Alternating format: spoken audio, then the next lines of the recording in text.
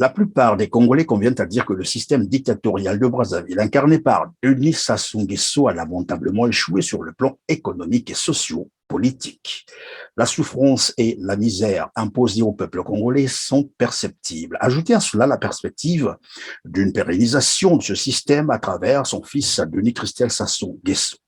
Voilà qui alimente les plans et stratégies de lutte contre ce système dont les états-majors de l'opposition congolaise et dont la résistance à travers le monde contre cette dictature. Dans le second cas figure bien entendu l'Union du Sud, Congo, l'USK. C'est ainsi que nous avons le plaisir de recevoir aujourd'hui sur notre plateau un des initiateurs de ce projet, M. Bernard Pongui, qui va tenter de nous parler des tenants et des aboutissants de ce projet.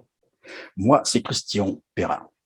Bienvenue à vous, mesdames et messieurs, fidèles téléspectateurs qui avez choisi Télé TV pour suivre votre émission Droit de savoir. Bonjour, monsieur Bernard Pongui. Bonjour, monsieur Perrin. Très heureux de vous recevoir sur notre plateau et merci d'avoir accepté notre invitation. Merci beaucoup, monsieur Perrin. Ça a été aussi un plaisir de notre part que vous nous receviez enfin, on peut le dire comme ça, sur votre plateau pour encore expliquer à l'ensemble de notre peuple et bien sûr aussi à toute la communauté africaine, européenne, asiatique, africaine d'une manière claire, le projet que nous avons mis en place sur l'unité du Sud-Congo qui va nous conduire donc vers ce que nous appelons la Fédération Sud-Congo.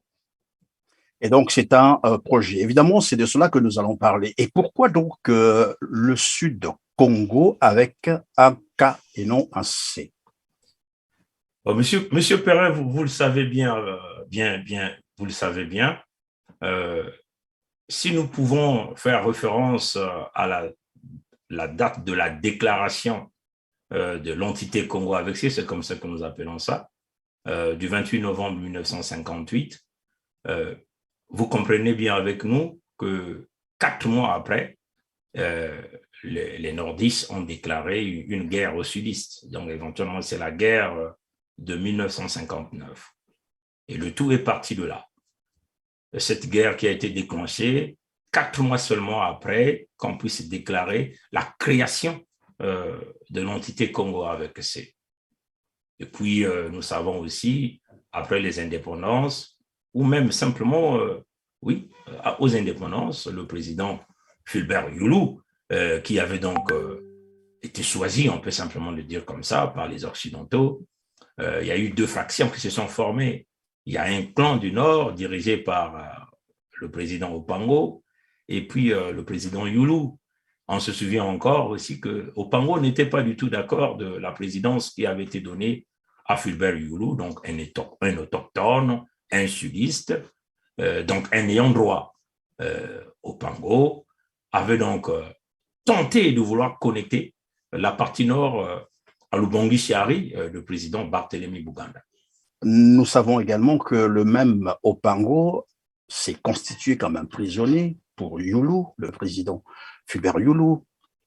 Comme quoi, ils étaient ensemble, ils étaient bien des alliés et ça travaillait ensemble, ça militait ensemble, non? Ah oui, mais il faut comprendre que c'était une stratégie parce que le Nord étant, on peut simplement dire, était en ballottage défavorable du point de vue même de la population. Opango n'avait pas de choix en ce moment puisque déjà, sa demande à l'initiale de vouloir connecter le Nord à Lubongi-Chiari avait été rejetée. C'est la France qui avait dit non, on ne peut pas. Donc, Opango n'avait pas de choix, vu que du point de vue population, le Nord était minoritaire.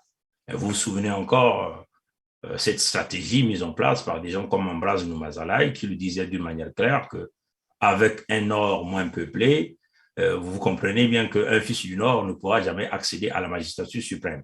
Donc oui, mais que penses-tu de ceux qui disent que la politique, c'est aussi des concessions? C'est tout normal, là, c'est le combat politique. Je suis tout à fait d'accord de cet argument. La politique, c'est aussi les concessions quand tout un chacun tire son intérêt et son profit. Si, dans le contexte que nous avons entre Opango et Youlou, c'est sûr qu'il y a eu des concessions, puisque nous avons vu ces 2 hommes, après la guerre de 59, essayer de rassembler de part et d'autre pour l'intérêt général. En ce moment, on n'était pas dans le contexte de la division, de la séparation, puisque tous les 2 hommes avaient un intérêt commun, donc essayer de sauvegarder l'entité qu'ils ont l'habitude d'appeler la République. Mais nous, on a toujours dit, ce n'est pas une république, parce que si vous voyez bien la déclaration de la création de l'entité Congo avec C de 1958, quelque temps, c'est 11 heures après les indépendances, le Congo est revenu dans la communauté. Et puis, du point de vue, si vous voyez le système francophone, ou le système même de la France, le Congo, c'est le 99e département. Donc, en réalité, il n'y a pas vraiment une indépendance. Donc, on peut le dire comme ça. Donc, dans les contextes… Alors, donc, oui, revenons sur le Congo avec K. Parce que, à mon avis, hein, lorsqu'on parle du Congo avec K, cela intègre également l'Angola, la RDC. Et lorsque vous parlez du sud du Congo, en réalité, dans le périmètre géographique, le sud Congo devait se retrouver en Angola. Est-ce qu'on a la même conception de ce Congo Non, avec mais K ou bien c'est… là, du point de vue géographique, si vous dites ça, d'accord, mais si vous le voyez, le cas vient éventuellement de l'origine du Congo Dianto Tela, donc de tous les descendants, de tous les peuples qui reviennent du royaume Congo, et donc en réalité une grande majorité qui constitue même ce Sud Congo dont nous voulons ramener, parce qu'il faut savoir déjà que les Blancs ont eu à changer en réalité l'appellation Congo avec K par l'appellation Congo avec C. On ne sait pas pourquoi ils ont voulu enlever le cas et nous avons voulu donc revivre, ramener ce cas en valeur, une façon de nous ramener vers nos racines. Oui, mais qu'est-ce que vous pensez de ce Congo avec K dont j'ai dit tout à l'heure, le sud se trouverait en Angola. Est-ce que vous prenez en compte cela aussi? Et non, on ne peut pas dire que le sud se retrouverait en Angola, on ne peut pas le dire comme ça. Nous savons, nous sommes de point de vue géographique par rapport à l'entité Congo avec C. Pour le moment, le combat que nous sommes en train de mener, il est d'abord concentré dans l'entité Congo avec C. Ce sont les Congos, les peuples du Sud, dont la carte géographique du Congo avec C. Maintenant, si les amis de l'Angola s'intéressent à notre combat, ils vont nous le faire savoir. Mais ce qui Alors, nous donc, si intéresse, j'ai c'est bien d'abord compris, le voilà, donc Sud-Congo. Et nous allons évoquer les raisons pour lesquelles nous avons maintenu le Sud-Congo dans ce cap-là. alors donc, si j'ai bien compris, c'est un Sud Congo avec K, dont le Congo avec C. C'est bien cela. Non, il s'agit ici de… Parce qu'il y a une tendance, il faut déjà l'expliquer, la nuance qui existe entre le rétablissement de notre souveraineté et la scission. Ça, c'est déjà deux nuances qu'il faut arriver à faire. La scission, c'est vous prenez l'entité Congo avec C, vous le divisez en deux parties. Il y a un Congo Nord avec C et un Congo Sud avec K. Mais dans le contexte de notre lutte, il s'agit de reprendre notre souveraineté que nous avons perdue, d'ailleurs que nous avons réinitialisé l'horloge du temps en repartant en 1880, les dates auxquelles les Blancs sont venus arracher, éventuellement les Français, les Belges sont venus arracher les signatures auprès de nos ancêtres au sud du Congo. Donc, vous comprenez bien que quand ces Blancs, les Français, les Belges sont arrivés après la conférence internationale mise en place par Léopold II, qui est le roi belge, avant même d'aller à la conférence de Berlin, où les Européens se sont décidés de pouvoir se partager l'Afrique, il fallait d'abord que ces Européens réalisent des missions en Afrique pour légitimer les sections d'Afrique qu'ils ont récupérées, en présentant éventuellement ces fameux contrats. Et quand il s'agit ici de signaler que quand ces Européens sont arrivés chez nous, la partie nord n'était pas considérée, à l'exception du roi Makoko, qui avait aussi eu un contrat signé avec des Brazza en 1880. Donc, ouais, Alors, donc, vous parlez donc, permettez, vous parlez donc du sud de Congo. Pour être beaucoup plus précis, est-ce que vous pouvez nous parler de la délimitation, c'est-à-dire en fait du périmètre géographique de ce sud Congo? Quels sont les départements qui sont concernés? Les départements qui sont concernés, il y en a 5. Il y a le département de Mbangala, donc ce que vous appelez Poul. Il y a le département du Niadi, ce que vous appelez Niari, le département de la Bwenza, département de la Lukumu, et éventuellement le département de Luango, que vous appelez l'Okwilu. Mais, M. Perret, ce que vous devez savoir, une chose, c'est que avant qu'on arrive à cette décision de considérer simplement les 5 départements, nous avons proposé le manifeste pour la libération des 12 départements du Congo. Hein. Si vous ne connaissez pas, il y a un document qui avait été mis public, c'est ce document-là. Ce document et il y a les deux versions, la version française et la version anglaise. C'est une proposition que nous avons eu à faire et dans ce document, nous avons proposé une vision claire pour pouvoir éliminer tous les conflits ethniques, le tribalisme, le régionalisme, et nous avons proposé ce que nous appelons le fédéralisme démocratique. Une façon de pouvoir supprimer cette fonction présidentielle qui divise, où une famille, un clan, un système gère les ressources naturelles à leur fin, vous voyez, sans aucun partage. Mais les autres régions ont refusé. Ça a été un refus catégorique. Quand vous dites les autres régions ont refusé, lesquelles ont refusé exactement? Bon, mais il faut le dire déjà à partir des plateaux. Vous prenez à partir du plateau jusqu'au nord du Congo, il s'agit de la... Oui, mais qui avez-vous consulté exactement et par quel moyen, par quel processus? Ce document a été mis en public et nous avons eu à faire plusieurs appels, qu'il s'agit des politiciens, des intellectuels, des associations civiles. Il y a eu un rejet, il y a eu même des critiques. Ils se sont dit que ce n'était pas la bonne méthode, ils ont préféré conserver la fonction présidentielle, ainsi de suite. Donc, on a simplement compris qu'il y avait une volonté manifeste d'un clan, d'un système, par ce que nous appelons le pacte du Nord, de vouloir continuer à dominer et de maintenir une colonisation intérieure au Sud-Congo. On s'est dit, il faut donc qu'on parte avec des régions qui ont accepté le projet à cette époque, parce que là, ce n'est plus le projet, là, c'est l'exécution, c'est la marche, c'est la construction du projet, et nous sommes dans la phase exécutoire. Vous voyez, donc, c'est clair, le Nord a dit non, même encore oui, mais c'est à ce niveau, Bernard, que je voulais comprendre. Le Nord a dit non. Par qui exactement? Qui a été consulté? Parce que, à l'opposé, je vais comprendre avec vous aussi, lesquels ont validé ou ont légitimé ce projet au niveau du Sud. Au Nord d'abord. Commençons par le Nord. Lesquels avez-vous consulté et qui ont dit non à ce projet? Ben, nous avons lancé les appels à tous les partis politiques, qu'il s'agit le PCT, on a fait des lancements d'alerte, on a fait des propositions, on a appelé le monde à consulter le document et nous avons proposé même des rencontres à l'ONU pour discuter. Mais il n'y a eu aucune réponse. On dit simplement celui qui ne dit mot consent. Donc, il y a une volonté manifeste. À la place, qu'est-ce qu'ils ont décidé? Ils ont décidé d'aller à une élection présidentielle que nous connaissons aujourd'hui, les conséquences de cette élection. Donc, il y a eu une volonté manifeste du Nord de continuer à dominer sur le Sud, de continuer à imposer ce que nous appelons la colonisation intérieure au niveau du Sud-Congo. Et en ce moment-là, le Sud devait donc prendre ses responsabilités. Et nous, en tant que ressortissants du Sud, descendants Congo, il était donc question de consulter notre peuple et éventuellement, il y a eu des réponses favorables et nous sommes en train d'avancer avec le projet, éventuellement par le biais de la pétition que nous avons lancée en ligne. Et cette pétition, aujourd'hui, nous avons dépassé largement déjà plus de 10 000 signataires à cette pétition. Donc, ça montre l'engouement. D'accord, il y a une question qui est prévue donc sur la pétition, on va y revenir, mais comprenons d'abord une chose, c'est que là, vous avez parlé de la zone nord et dans la zone sud, lesquels ont validé, ont accepté ce projet, lesquels la représentent au Congo? Mais c'est l'ensemble des peuples du Sud Congo. Qu'il s'agit des gens de Mpangala, les populations ont accepté le projet, les populations de la Bwenza, de la Lekumu, du Niadi et de Luango. Quel processus? Comment ça s'est passé?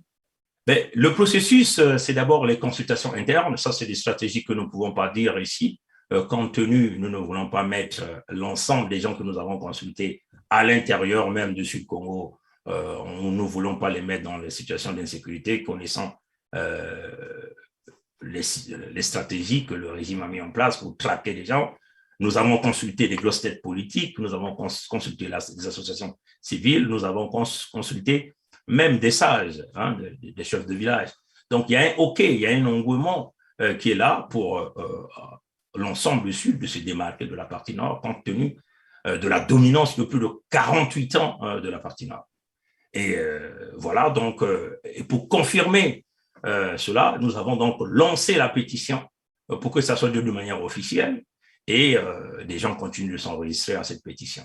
Et donc, la prochaine étape, ce sera quoi après la pétition? Il faut atteindre combien de signatures déjà là? Bon, C'est une population de 5 quand, millions d'habitants. comme vous le voyez, vous êtes une population de 5 millions d'habitants. On considère que le Sud-Congo, c'est 2 500 000. Vous comprenez bien que nous n'avons pas, normalement, on a eu besoin que de 2 000, mais là, nous avons plus de 10 000 et ça, leur pétition continue son parcours. Les prochaines étapes, c'est clair.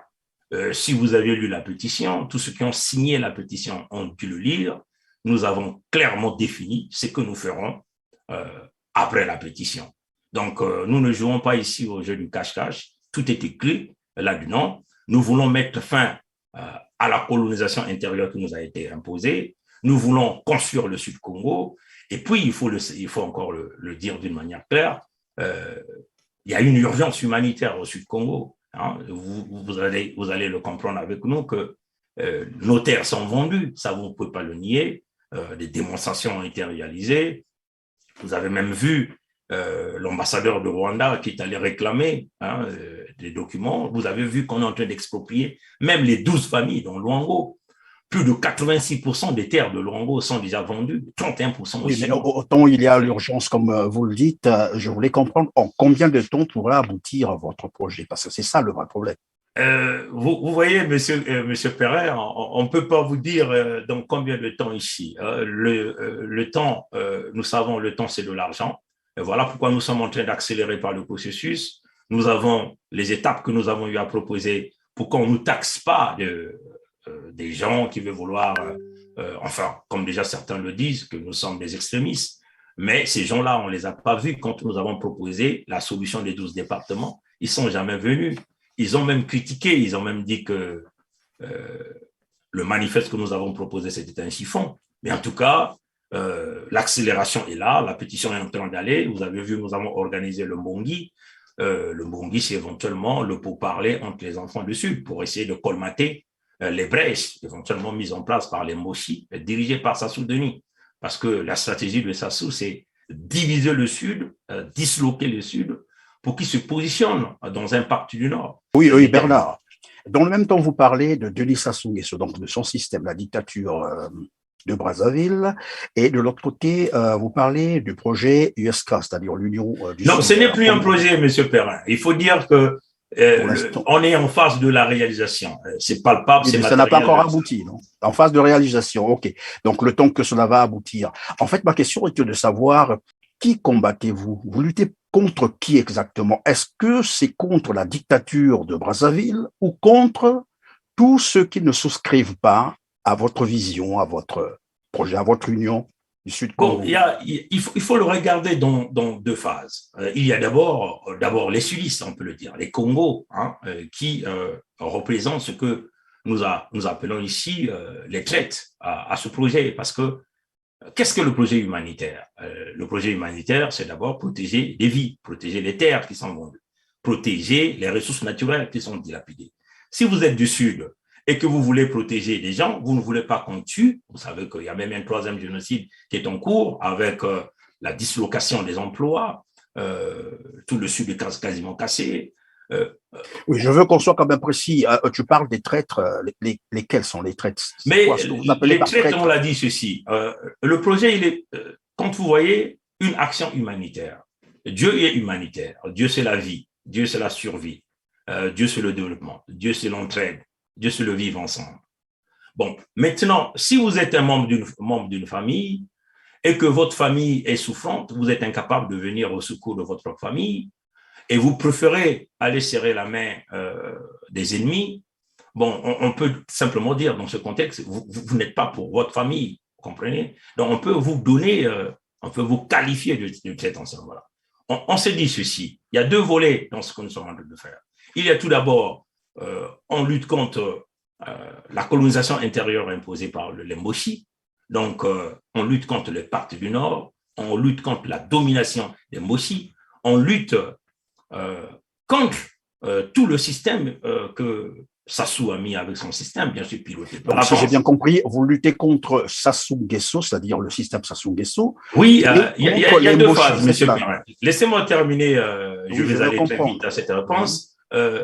C'est tout le système Sassou, le Pacte du Nord, le clan nordiste, et aussi les piliers de ce système au Sud Congo, hein, parce que c'est cela. Si Sassou réussit à s'imposer, parce qu'il a des piliers au Sud Congo. Donc, voilà pourquoi nous sommes en train de le dire, il n'y a pas de choix.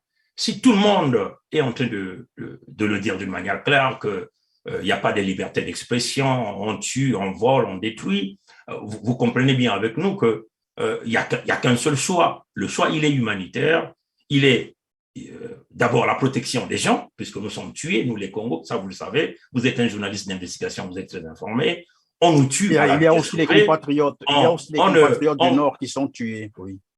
Mais Monsieur Perrin, on venait là de tuer Kolela Parfegui, vous n'allez pas nier ça, hein, mais on n'a pas tué le général Mokoko, on n'a pas tué Okomi Salissa.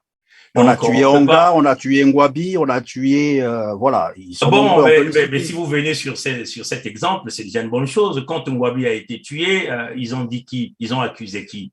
Ils ont accusé les Sulistes. Ils ont dit, bah, Congo va bomber Ngwabi. Non, mais ça entre oui, ça entre un peu dans la ruse de l'homme qui. Non, mais c'est pas dans la ruse, ça fait partie de la stratégie. Si on pouvait revenir sur la question, contre qui luttez-vous, en fait? On lutte contre le système Sassou, on lutte contre le système de la France-Afrique, on lutte contre les ennemis intérieurs au Sud-Congo qui représentent les piliers de ce système au Sud-Congo. Donc, que ce système, que ces piliers soient des sudistes comme nous, les ethnies du Sud, nous luttons contre ces gens-là. Parce que, on l'a dit, nous sommes en train de rentrer dans l'arche de Noé. Il n'est pas question que les gens nous disent qu'il y a l'arche de Noé qui est là, il y a une opportunité pour pouvoir libérer les peuples du Sud et qu'on refuse de pouvoir rentrer. Et c'est là où on dit qu'il y a quelque chose qui ne va pas. S'il y a des gens qui viennent vous secourir et vous dites non, c'est qu'il y a quelque chose qui ne va pas. Vous comprenez, M. Kerr? Donc, on le dit d'une manière claire.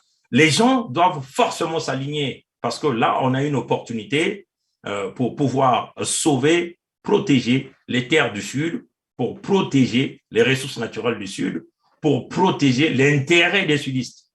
Est-ce que vous vous rappelez du maquis des Konongo? Ça s'est passé, ça s'est déroulé où? Bon, moi, je crois que ce que vous devez savoir, parce que vous parlez, la traque de Pierre Anga. Bernard, oui, voilà. La traque de Pierre Anga qui peut s'assimiler à la traque de Toumi. C'est pareil. Bon, ne comparez pas. Au nord, Toumi, attention, au sud. Ne nous dites pas. Toumi eux-mêmes, ils sont venus le dire dans leur tribunal. Vous n'allez pas ignorer ça.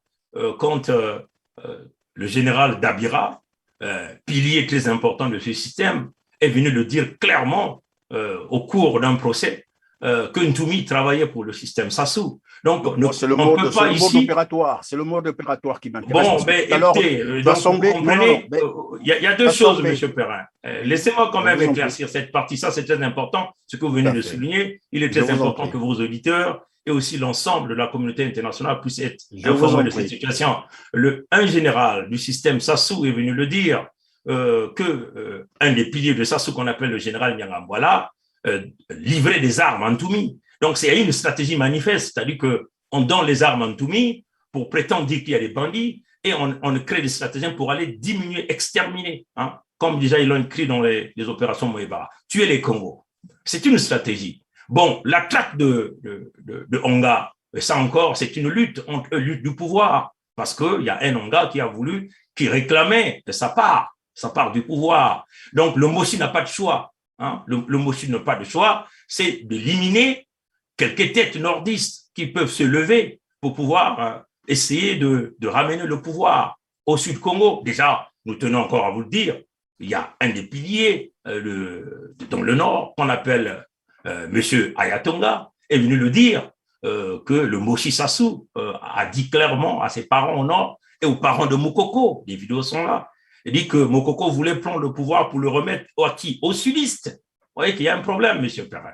Mais c'est là qu'intervient finalement, oui, évidemment, Bernard, permets-moi au moins de poser des questions. C'est là qu'intervient évidemment ceux qui pensent que le problème du Congo, c'est bien Sassou Nguesso et que c'est Sassou Nguesso qu'il faut faire partir et non contre une ethnie quelconque. Monsieur Perrin, vous devez savoir qu'il y a ce que nous appelons Sassou, le noyau et toute la toile d'araignée autour, hein, tout un système. Mais donc, le système est bâti de telle sorte que le pouvoir demeure au nord. Vous pouvez simplement le constater. Et dans ce système, il y a tout le monde tous les départements sont représentés dans ce système. Non, mais M. Perret, il y a une chose que vous oubliez. Les quelques piliers qu'ils ont dans les autres départements sont des figurants. Ils ne sont pas vraiment dans la prise de décision. Prenons l'armée. Hein. L'armée, vous n'allez pas le nier. Vous allez comprendre que 90% des généraux de cette armée sont du Nord. Hein. C'est clair. Prenez les administrations publiques, les grandes fonctions, là où rentre l'argent, les décisions, les impôts, ainsi de suite. 99% sont des gens du Nord. Et c'est clair, le système, c'est un système de toile araignée. Il est bâti dans une base des principes de la conservation de pouvoir au Nord. Tout au Nord, sauf au Sud.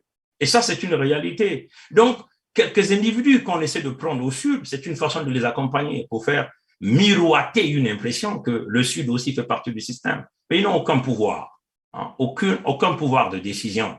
Le système est bâti pour dominer le Sud. Le système est bâti pour piller le Sud. Le système est bâti pour exterminer. Les opérations Mouébara sont publiques, écrit noir sur blanc, les stratagèmes mis en place par Sassou, donc par les nordistes. Parce qu'il y a une complicité. Non, mais apparemment, je veux comprendre ce que vous appelez par les nordistes et ce que vous appelez par Sassou et son système. Il doit y avoir une nuance. Quand vous parlez de Sassou, vous parlez des mochis. C'est comme si tous les mochis étaient d'accord avec le système Sassou, ce qui n'est pas le cas apparemment. Parce qu'on voit bien que non, laissez-moi terminer ma question parce que le constat est tel que même dans la partie nord, il y a bien des populations qui croupissent dans la misère, qui vivent les mêmes situations que ceux qui sont au sud. Lorsque les enfants vont à l'école en pirogue, nous avons vu les images, comment ceux qui sont dans la partie septentrionale vivent dans la misère, dans la souffrance, comme ceux qui sont au niveau du sud. Et c'est cette nuance que je veux faire. Comment vous arrivez finalement à penser que qui dit Sassou dit le Nord, en fait, puisque vous parlez en termes de Nord, donc tout le Nord. Bon, c'est ce que je vais comprendre. Avec le tout est défini par le parc du Nord. Noumazala, il a dit, Ambroise Noumazala, hein, il s'agit de le dire, il a dit clairement, avec un Nord moins peuplé, nous ne voyons pas comment un fils du Nord peut accéder au pouvoir. Donc, dans les stratégies qu'ils ont mis en place, il était question de ramener une domination dans les forces armées, une domination dans le système administratif, domination dans les contrôles financiers, ainsi de suite. C'est qu'ils ont mais on peut considérer cela comme un petit, je dirais, un cartel. En fait, c'est un groupuscule d'hommes qui met des stratégies en place pour demeurer au pouvoir, mais cela n'implique pas toute la population du Nord. La population du Nord, il y a des leaders du Nord qui font partie de ce pacte. Le Nord est constitué en chefferie. Hein, c'est d'ailleurs que vous êtes bien informés. Et toutes ces chaufferies-là font allégeance à qui? À un individu, à Sassou. Donc, ils font partie de ce parc. On a vu à un certain moment des vidéos de Firmin Aïssa qui faisait le tour de lavement de mains quasiment dans toutes les régions du Nord Congo pour continuer à rallier les troupes. Et les paroles sont claires. Hein?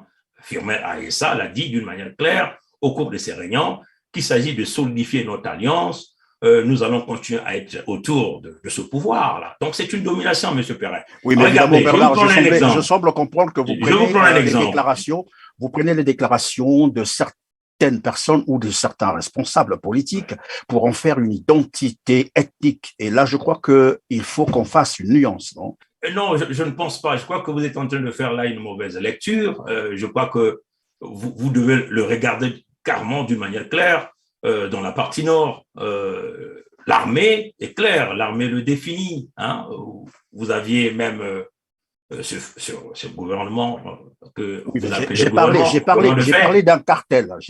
Non, mais ce n'est pas un cartel. Oui, d'accord, il y a le cartel qui est là, mais il y a le système du Nord qui est là. On n'a qu'à regarder la domination, 48 ans, 60 ans d'indépendance, vous avez 48 ans de domination de pouvoir au Nord. Alors, dans ce contexte, on peut encore prendre un exemple, on prend encore les terres. Dites-moi quelles sont les terres de la partie nord qui sont vendues. Il n'y en a pas.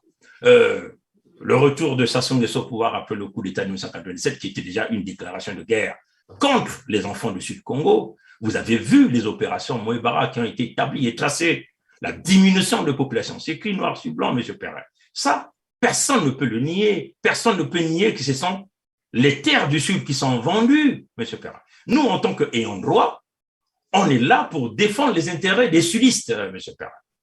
En tout cas, Comme nous avons proposé dans le projet des 12 départements, la partie nord a rejeté, le sud a accepté, et nous allons travailler avec ceux qui ont accepté de s'autoprotéger, parce que c'est une question de survie.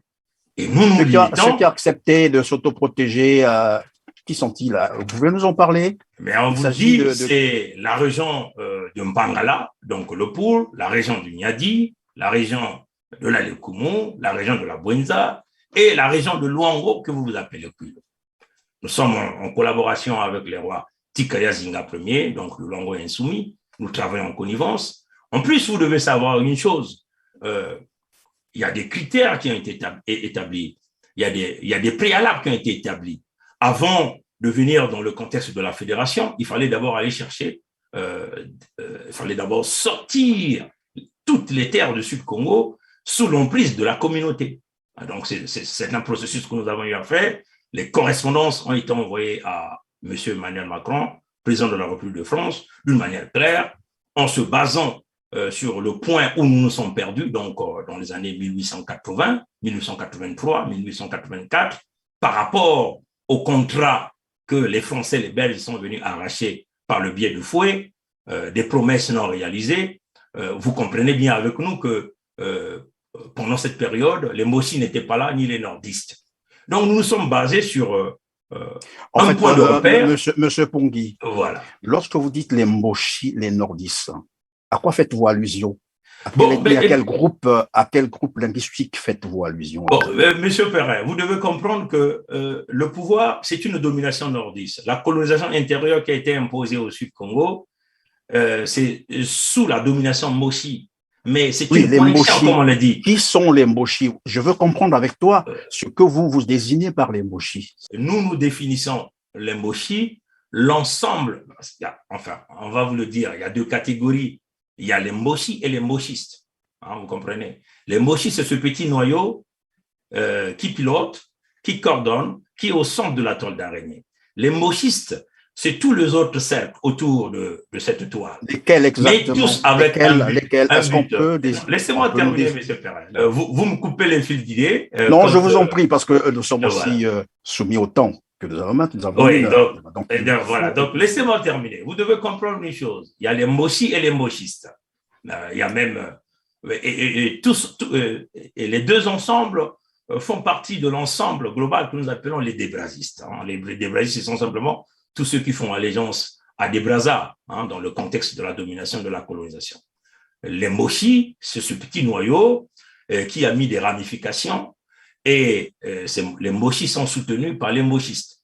Donc, les autres ethnies au nord Congo, nous les appelons les Moshi. Les piliers de ce système. Je pense que aussi les Moshistes. Est-ce qu'à ce niveau, on peut être précis? Vous dites les Moshi. Moi, je veux comprendre parce que probablement que je ne sais pas, lesquels appelez-vous par Moshi? Quelles sont ces ethnies et qui sont situées dans quelle zone, dans quel périmètre géographique? Bon, nous ne définissons pas, nous le définissons à partir des plateaux, parce que nous considérons, dans l'unité du Sud-Congo, le plateau de la cuvette centrale, la cuvette ouest, la Sangha, les plateaux et toutes les régions du Nord, nous les définissons comme des Moshi, comme des Moshistes. Parce que tous ces gens-là sont dans le projet de la domination. Et lorsque vous parlez des plateaux, je pense un peu aux Téké, c'est cela. Donc, même les Téké sont des Moshi, c'est cela. Nous les considérons comme des Moshi. Pourquoi? Parce que les Téké ont légué leurs terres aux Moshi, pour que les Moshi puissent construire un aéroport. Et cet aéroport sert de base arrière dans l'extermination des populations au Sud-Congo. Du moment où, M. Bernard, M. Pongui, du moment où les Téké sont au nord, ils sont aussi dans l'Alekumu, ils sont dans le Poul, comment vous entendez régler ce problème? Vous allez les chasser du Poul, de l'Alekumu? Non, M. Perrin, je crois que là, vous voulez déplacer les débats. Nous avons donné la situation, nous avons donné la situation géographique. Nous avons dit les plateaux ne font pas partie du Sud. Nous avons dit les plateaux, la cuvette. Non, moi j'ai parlé de l'Alekumu, et du Poul. Il y a des Téké du Poul. Non, mais M. Perrin, je suis en train de vous le dire. S'il y a des Téké au Poul, les Téké du Poul font partie du Sud-Congo. Vous comprenez? Les Téké de la Lukumu font partie du Sud-Congo. Mais là, nous parlons ici des plateaux. Nous avons délimité le Sud-Congo. À partir de l'Aléfini jusqu'à Luango, tout ça, c'est le Sud. Comprenez? Donc, on ne peut pas déplacer. On ne peut pas essayer. Mais il y a le concept Mboshi que vous avez défini comme étant tous ceux qui sont au nord, dans la partie nord du Congo. Et dans cette partie nord, il y a bien entendu les Téké aussi. Voilà pourquoi je vous fais savoir. Mais justement, M. Perrin, ne cherchez pas à déplacer. Nous avons situé la géographie, les limites. Il y a des Téké, mais c'est les Téké du Nord. Hein, et ça, il faut qu'on soit clair. Ce sont les Téké du Nord qui font partie de ce pacte du Nord. Vous avez des gens comme les Nsiba Florent font partie de ce pacte. Nsiba Florent est un Téké. Donc, vous avez identifié quelques personnalités. Non, pas quelques personnalités. Nous prenons l'ensemble de la région. Les plateaux, à partir des plateaux, jusqu'au fin fond du Nord Congo. On ne va pas se terminer par ça. Il y a beaucoup plus de choses qu'on peut parler, mais on le définit à partir des plateaux. Toutes les régions du Nord, nous les définissons comme étant les Moshi. Je veux bien voilà pourquoi nous les définissons. Mais sauf que jusque-là, je n'ai pas de précision sur ce que vous appelez par les nordistes ou les Moshi. Jusque-là, on n'arrive pas à comprendre cela. Non, mais ne nous dites pas que vous n'arrivez pas à comprendre. Non, mais je n'arrive pas à comprendre parce que lorsque vous dites quelles sont les ethnies qui font partie de la partie Moshi dont vous faites, à ce moment-là, en particulier des ethnies, nous vous donnons la géographie. On vous a expliqué la toile d'araignée. On vous a dit qu'il y a le noyau de la toile qui est géré par les Moshi et vous aviez les périphéries de la toile. Et nous avons donné les limites de ce qui constitue ce nord-là qui complote dans la colonisation intérieure au Sud-Congo. Nous vous avons donné les régions qui font partie de ce complot, des gens qui vendent les terres du Sud-Congo, des gens qui exproprient les Sud-Congo, le complot mis en place contre les descendants Congo. Je vous le concède d'ailleurs, ce que vous dites, mais moi, le problème, c'est que je voulais comprendre une chose. Lorsqu'on parle des nordistes, comme vous le dites d'ailleurs, les Mboshi, à un moment donné, vous citez certains noms, mais on se rend compte que ce sont quelques personnalités. Et je vous ai demandé lesquelles, j'en arrive, je vais terminer avec ma question, pardon, tu as le temps de répondre, t'inquiète, je te donnerai tout le temps pour répondre. Et lorsque je veux comprendre lesquels font partie finalement de ce groupe Moshi, alors à ce moment-là, vous dites tous ceux qui sont à partir de la délimitation que vous venez de déterminer, donc les plateaux, ce sont les Moshi. Alors, la question, c'est la suivante. Puisque vous avez décidé de la scission Carmon du Congo, pour créer le Sud-Congo. Une fois que vous avez délimité les Mboshi, donc qui se retrouvent du côté, disons, dans le sud du pays, qu'en ferez-vous? Bon, très belle question. Puisque c'est un problème de délimitation géographique. Les Mboshi qui vont se retrouver au sud. Bon, je tiens tout d'abord à vous dire que je crois que vous avez bien lu la pétition. La pétition a été très claire. La pétition a défini le temps. Nous nous sommes repartis sur le point de la disparition, donc les années 1880. Vous devez comprendre avec nous qu'on ne peut parler du contexte de la scission. C'est deux nuances, je tiens encore à le rappeler. La scission, on le fait avec qui? Avec des gens qui sont aussi propriétaires des terres. C'est ce qu'on le fait. Donc, vous avez eu des discussions, vous décidez de diviser. Vous comprenez? Mais dans le contexte de notre démarche, il faut parler de la reprise de la souveraineté. La reprise de la souveraineté des terres. C'est ça que nous sommes en train de parler ici. Donc, la partie nord, à l'exception des Téké qui sont les propriétaires des terres du nord, toutes les autres ethnies du nord ont été importées d'ailleurs. Comprenez avec nous. Donc, nous ne pouvons, dans ce contexte, parler de la scission. C'est la reprise de la souveraineté des peuples Congo, des peuples qui ont déjà vécu sur ces terres, des peuples qui vivent quasiment avec les mêmes cultures, les peuples qui ont quasiment les mêmes racines, ce que nous sommes en train de faire. Maintenant, comme vous le savez, ces 5 régions au sud Congo, les ayants droit de ces terres, qui constitueront ce que nous appelons la Fédération Sud-Congo dans un contexte de fédéralisme démocratique. Les Mboshi qui vivent au sud Congo, nous l'avons dit d'une manière très claire, si vous êtes un Mboshi au Sud-Congo, marié avec quelqu'un au Sud-Congo, et que vous n'avez jamais tuer les Congos, vous avez donc des mains propres, votre probité morale est propre, vous allez, on vous donnera l'autorisation de vivre au Congo, en passant au Sud Congo avec un processus d'immigration, de vous reconnaître en tant qu'immigrant au Sud Congo. Nous ne sommes pas ici pour faire la chasse aux sorciers, mais en tout cas, l'objectif ici, c'est de remettre l'ordre au Sud Congo.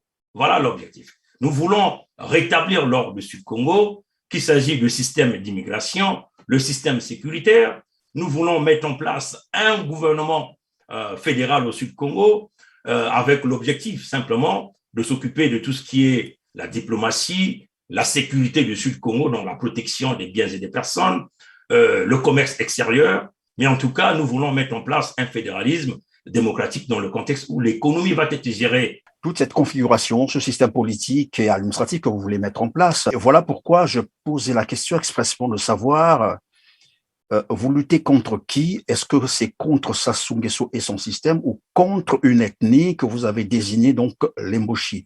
Je semble comprendre que finalement, vous vous êtes érigé contre une ethnie qui n'a rien à voir avec le système politique. Non, vous avez dit Sassou Nguesso, M. Perrin. On tient de vous le dire.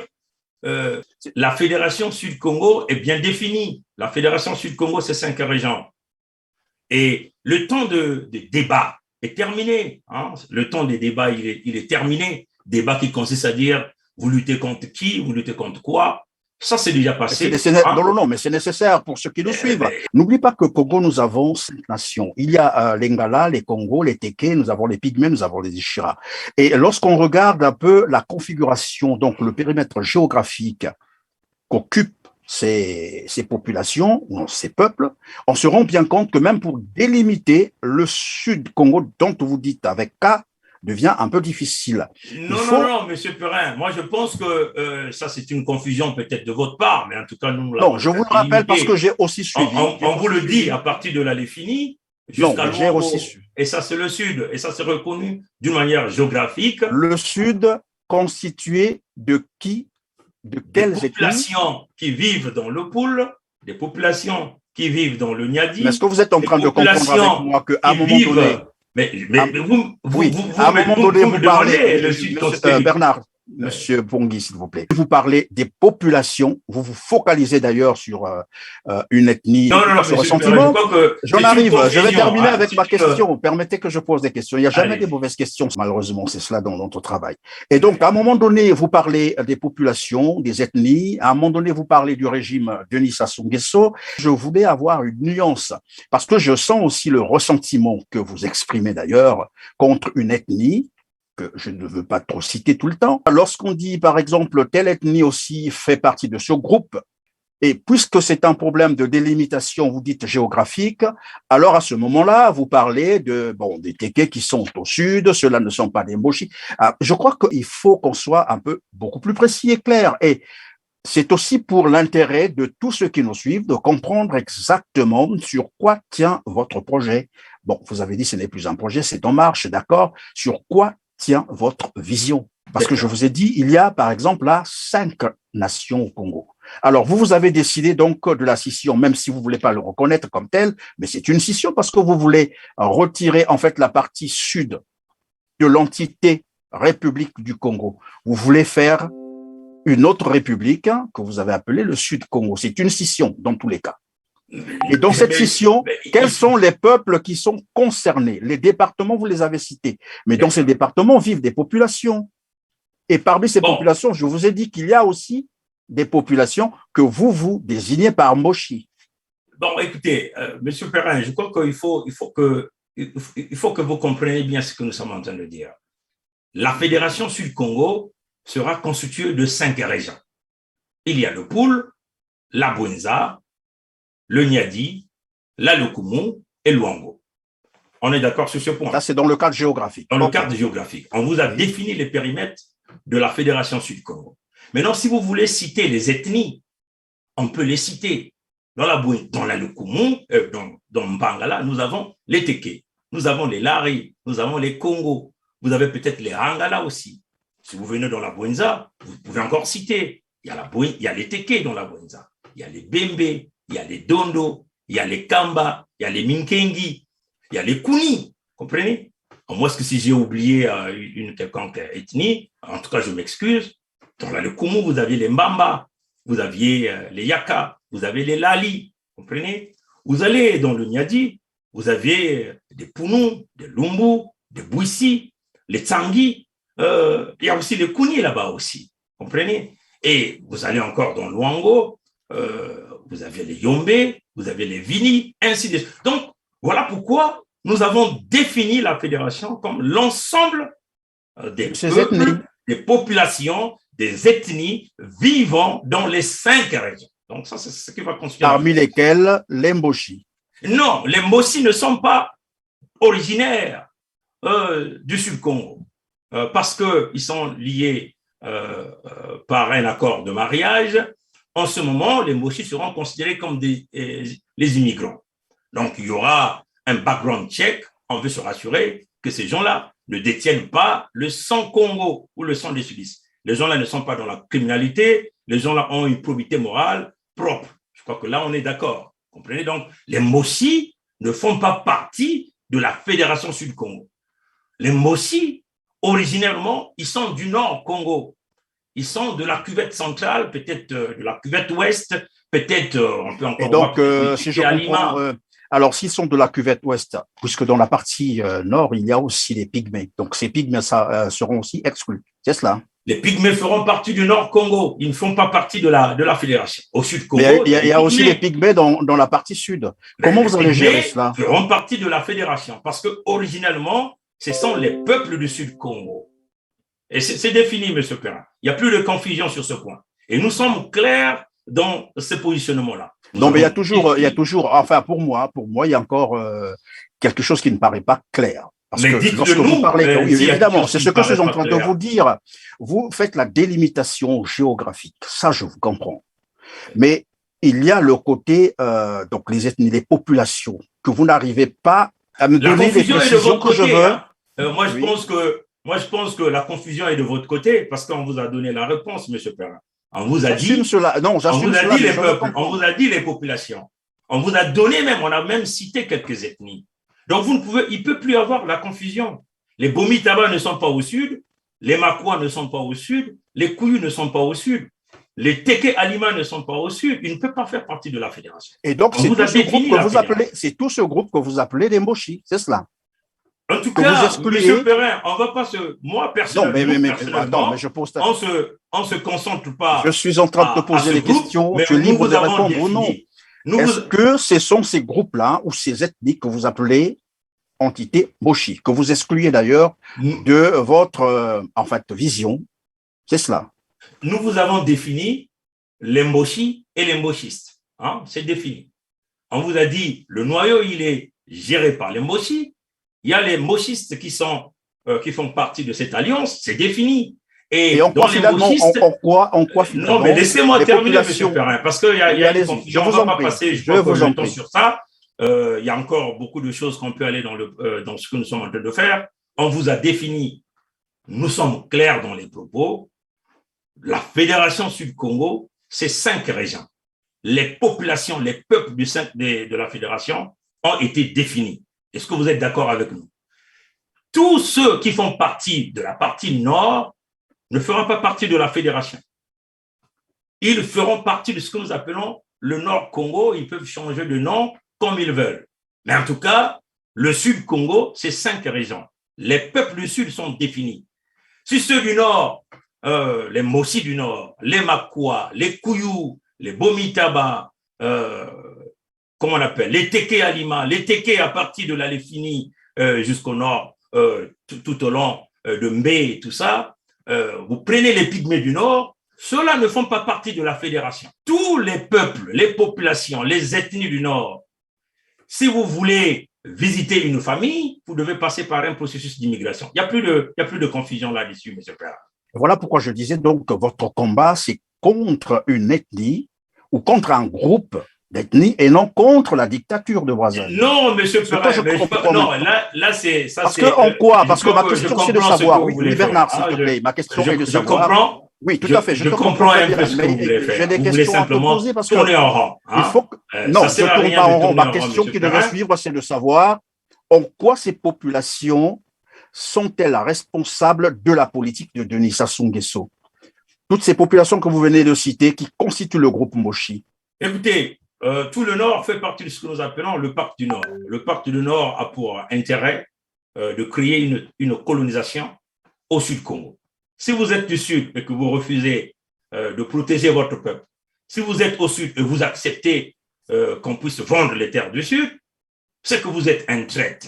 Et on le dit, on ne va pas tergiverser avec des Oui, mais évidemment, je vous avais clair. déjà posé cette question-là. Qui est-ce que vous appelez par traître? Parce que c'est tous ceux qui ne souscrivent pas à votre vision. C'est cela, c'est ce que j'ai semblé comprendre. Mais Ça voilà, n'a rien voilà d'autre. vous Donc, tous avez ceux déjà qui ne même la sont pas, réponse. tous Parce ceux qui ne que, sont pas avec vous sont contre vous. oui, C'est cela. non, nous l'avons dit d'une manière claire. Oui. La Fédération du Sud-Congo, nous nous dirigeons vers la Fédération du Sud-Congo parce qu'il y a eu un problème. Hein, parce que la partie nord ne veut pas vivre ensemble avec le Sud-Congo. Oui, ça, C'est vous nous parce avez que expliqué. Bernard, nous étions sur un point là, il faut qu'on en termine quand même. Vous avez dit les traîtres, vous les avez appelés par traîtres, et je vous ai posé la question de savoir qui appelez-vous par traître? Est-ce que nous c'est ceux qui appelons, ne souscrivent pas d'accord, nous à appelons votre traître projet? Oui. tous les Tous. sudistes qui Oui. refusent, dans le contexte humanitaire, de protéger l'ensemble des populations au Sud-Congo, tous les sudistes qui refusent de protéger l'ensemble des terres souveraines du Sud-Congo, nous appelons traître tous les sudistes, bien sûr, dans le contexte de traite de ceux qui ne sont pas avec nous, ceux-là qui refusent de protéger ou de gérer les ressources naturelles qui leur reviennent de droit. C'est En quoi vous cela. êtes donc, voilà, Donc, quand vous agissez comme ça, en quoi vous êtes différent de Denis Sassou Nguesso qui a fait finalement, dont le cheval de bataille est connu, c'est la division pour mieux régner. Et vous aussi, vous commencez à exclure les autres. En fait, tous ceux qui ne sont pas avec vous sont contre vous. mais, En quoi vous êtes M. différent de Perrin, Denis vous Sassou devez Nguesso? comprendre le contexte de notre lutte. Nous luttons pour l'intérêt général des peuples du Sud-Congo, c'est-à-dire que protéger les populations, protéger les terres, protéger les ressources naturelles. C'est clair. C'est ce Donc, que vous êtes. vous êtes un ennemi du Sud-Congo. Non, Parce c'est que, vous qui les appelez par ennemis parce que non, ils ne vous êtes partagent traite, pas la même vous vision êtes que vous. traite, on les appelle des traites. Voilà pourquoi je disais, quiconque ne partage pas votre vision est un traître. Et en quoi vous êtes différent du dictateur Denis Sassou Nguesso? Bon, la différence entre nous et Sassou, c'est que nous voyons l'intérêt général de notre peuple Congo, l'intérêt général des sudistes. L'intérêt général des sudistes, c'est la protection des terres du Sud, c'est la protection des populations du Sud, c'est la protection des ressources naturelles. En excluant Maintenant, les autres. si vous définissez de dictateur celui-là ou ceux-là qui protègent l'intérêt général du peuple, alors ça c'est votre définition. Mais en tout cas, nous pensons que l'ensemble de notre peuple... Non, mais vous parlez de protéger les terres, de protéger en fait la vie de ceux qui sont au sud. C'est une conception que vous vous êtes faite parce que je vous ai posé la question au départ. Qu'est-ce que vous combattez réellement? Est-ce que c'est la dictature ou une ethnie? Parce qu'il fallait bien qu'on ait cette nuance pour comprendre, parce qu'il y a beaucoup d'autres Congolais qui pensent qu'évidemment, le problème du Congo, c'est Sassou Nguesso et non une ethnie donnée. Non, nous ne pensons pas. On ne peut pas combattre donc le problème du Congo, c'est le pacte du Nord. Un pacte qui se limite, je te l'ai dit, entre un petit groupe de personnes. Mais non, mais ça c'est ce que vous dites, mais dans la pratique, ce n'est pas le cas, hein, M. Perrin. Vous n'allez pas, vous n'allez pas sans pourtant le savoir, et sans pourtant, vous n'allez pas le nier ici, que toutes les fois qu'un fils du Sud a le pouvoir, c'est un coup d'État qui arrive. Le président Youlou a été chassé par un coup d'État. Mais qui était derrière ce coup d'État, en réalité? C'est une stratégie. Le président Alphonse Massamba Deba a dirigé, mais c'était une stratégie mise en place par ce fameux pacte. Vous comprenez, monsieur Perrin? Oui, mais le président Massamba Deba a été chassé par... C'est là où on n'arrive pas. Perrin. Il faut que l'on soit clair. Le oui, président Massamba Deba a été chassé par un coup d'État. Il y a un combat. Le président Massamba Deba a été chassé par un coup d'État. Oui. Le président Lissouba a été chassé par un coup d'État. Maintenant, dites-nous, si réellement nous ne sommes pas là dans véritablement la chasse aux sudistes. Voilà pourquoi je disais, où est donc la responsabilité des populations du Nord dans ces coups d'État qui sont en fait du domaine politique? Je sais une chose, que les populations du Nord vivent les mêmes problèmes que ceux du Sud. Et je l'ai dit d'entre deux jeux. Lorsqu'il y a rupture ou délestage du courant, c'est tout le monde qui est privé. Quand l'eau ne coule pas au robinet, c'est tout le monde qui est privé. Nous fréquentons les mêmes hôpitaux, nous fréquentons les mêmes écoles. Je t'ai même donné un exemple où les enfants du Nord vont à l'école en pirogue. Et donc, ils vivent les mêmes situations que tous les autres Congolais. Il se trouve que vous prenez en fait ce que le dictateur fait, politiquement parlant, et vous identifiez cela à une ethnie, tout un groupe d'ailleurs, que vous appelez les Moshi. Donc, vous les incluez tous dans tout ce que le dictateur Sassou Nguesso fait. Je pense qu'il y a un souci à ce niveau. Il faut qu'on arrive à faire quand même cette nuance. Monsieur Perrin, la nuance, elle est là, elle est claire. La question que vous posez, si la partie nord vit les mêmes souffrances qu'au sud Congo, que font ces peuples du nord là par rapport à leurs souffrances? Que font les peuples du nord là compte tenu qu'on tue au sud Congo? Que disent-ils quand on vend les terres du sud? Que pensent-ils quand on entend l'exploiter? Ça, c'est la question que vous devez répondre. Non, mais le problème, c'est que même ceux qui ont voulu, évidemment, s'exprimer, je prends le cas, par exemple, du général Jean-Marie Michel Bokoko, qui, après avoir constaté tout cela, s'est dit, il faut changer les choses. Il y a aussi André Okombi Salissa, aujourd'hui, se retrouve en prison à cause de cela. Bon, vous n'allez pas dire que ceux du Nord ne font rien. Mais Monsieur Perrin, ça c'est des bons exemples que vous avez pris. Mais quand vous avez cité ces noms, on est là sur le plateau, je vais donc obligé de vous le dire. Souvenez-vous, ce monsieur André Okombi Salissa fait partie des gens qui ont chassé le président Lissouba au pouvoir. On l'a vu tenir les armes. Vous comprenez que ça sent, enfin, ces gens-là que vous avez cités font partie simplement des destructeurs de cette démocratie. Donc, non, étant membre du Parc du Nord, prenons l'exemple du général Moko. Laissez-moi terminer. Vous avez posé une question, laissez-moi terminer. Tu vas continuer, je vais te laisser le temps de continuer. Laissez-moi terminer cette partie. Commettre une erreur est humain.